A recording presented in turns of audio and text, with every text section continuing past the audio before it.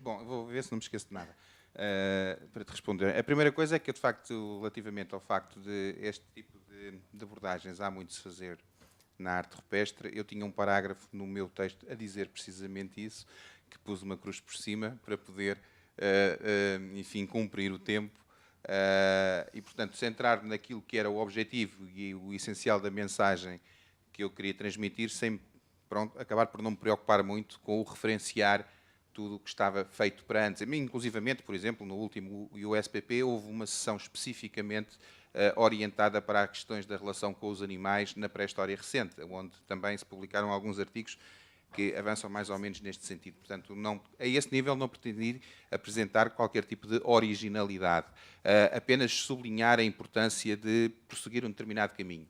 Quanto à questão que tu colocas, podemos ou não falar de religião na pré-história, tu próprio definiste a religião como algo de sobrenatural, para lá do natural. Ora, o animismo é precisamente o contrário, é que não existe nada fora da natureza.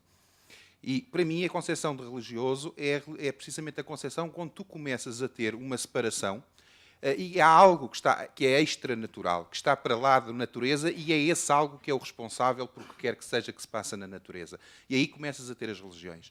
Portanto, não é que o homem do Paleolítico, o caçador-recoletor, não possa criar todos os seus esquemas mentais, cria-os, como a ciência o cria, como a religião o cria. O problema não está aí. O problema está que, de facto, nessas concepções animistas do mundo, sejam elas totémicas, sejam elas animistas, digamos assim, não há espaço para o sobrenatural, para o fora da natureza. E, portanto, é nesse sentido. E repara, nós estamos a falar dos caçadores-recoletores paleolíticos, nós não podemos, só podemos especular, não podemos dizer efetivamente se o seu animismo tem ou não traços de alguma transcendência, portanto, não o poderemos assumir. Poderemos fazê-lo com base nos paralelos antropológicos, e aí, sim, aí de facto, quando falas dos povos do Ártico, quando falas de outros caçadores-recoletores ditos atuais, que têm sido estudados, de facto, essa transcendência, quando aparece, normalmente ela é interpretada como já uma influência, enfim, de não sei quantos mil anos de religiosidade por esse mundo fora.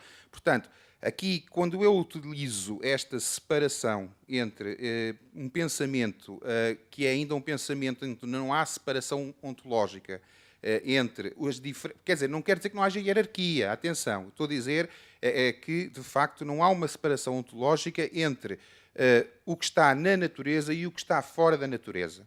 Seja ele o homem ou seja ele uma transcendência qualquer, um Deus qualquer ou um conjunto de deuses. O que não quer dizer que não haja hierarquia, porque nos sistemas animistas há claramente hierarquia. E o homem não tem que estar no topo, pode estar na base ou no meio. Portanto, quando eu fiz aquele esquema, não digo que a religião está na transição neolítica para o paleolítico. Não, o que eu digo é o seguinte: tu tens uma tendência estruturante de longa duração e o momento de transição entre esquemas essencialmente animistas e esquemas essencialmente religiosos é, de facto, entre a passagem das sociedades caçadoras-recoletoras para as primeiras sociedades, entre aspas, ditas camponesas. Porque, de facto, tu chegas à Idade do Bronze e tu começas a ter algumas evidências arqueológicas de que existem deuses, de que existe transcendência. E, portanto, há ali um momento, de facto, de transição em termos de estrutura mental, em termos de concepção cosmológica, que essa transição diz respeito a muita coisa. E uma das coisas a que ela diz respeito é precisamente essa relação ao papel do homem no mundo, à maneira como ele se vê e, logo, a maneira como ele vê o resto do mundo. As duas coisas estão ligadas. E, portanto, quando nós procuramos perceber a relação entre o homem e os animais, quando queremos perceber, por exemplo, a domesticação, de facto temos que nos preocupar em tentar perceber, na medida do que é possível fazê-lo em arqueologia, qual seria efetivamente o estado, digamos assim, da cosmologia em que essa relação acontece. Porque, por exemplo, uma das coisas que eu não vejo discutida nos processos de domesticação, portanto, da neolitização na Península Ibérica, é que, de facto, e há uma coisa que, por exemplo, o Ingold trabalha muito, que é, no processo de domesticação, tu tens um processo de relação em que a coisa vai acontecendo. De facto, isso não aconteceu na Península Ibérica. Eles chegam cá domesticados. E, portanto, qual é o impacto que tem, podemos imaginar qual é o impacto que tem em sociedades em que há níveis de paridade ontológica entre humanos e animais, aparecerem animais que têm um estatuto completamente diferente. Isso não é abordado, porque a perspectiva é uma perspectiva, lá está, eminentemente utilitarista e economicista.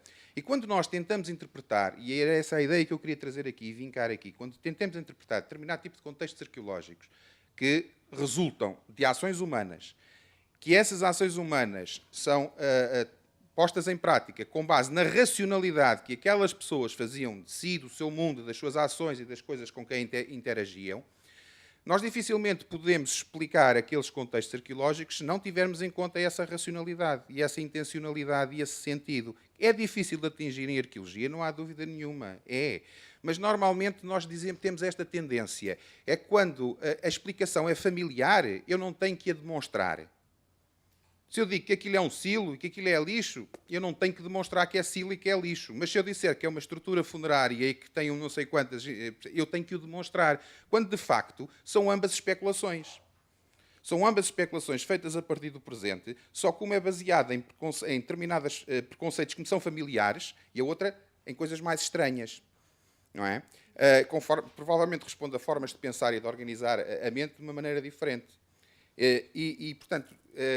calha sempre ao desgraçado que aborda a coisa na perspectiva do simbolismo o ter que demonstrar.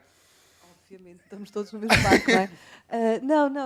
Mas é interessante e foi importante trazer este debate, não é? E introduzir este tema. Eu acho que no essencial nós estamos de acordo. Eu acho que a discordância tem a ver, sobretudo, com conceitos de religião e a sua aplicação. Mas isto tem a ver com outra coisa. Se calhar tem a ver com as correntes antropológicas que existem, não é? Diferenciadas, que estamos habituados a lidar. Provavelmente é um pouco isso. É mais ligado à antropologia da arte e a determinado tipo de autores ou outros. Acho que a diferença recairá aí, não no fundamental, se calhar. Obrigada.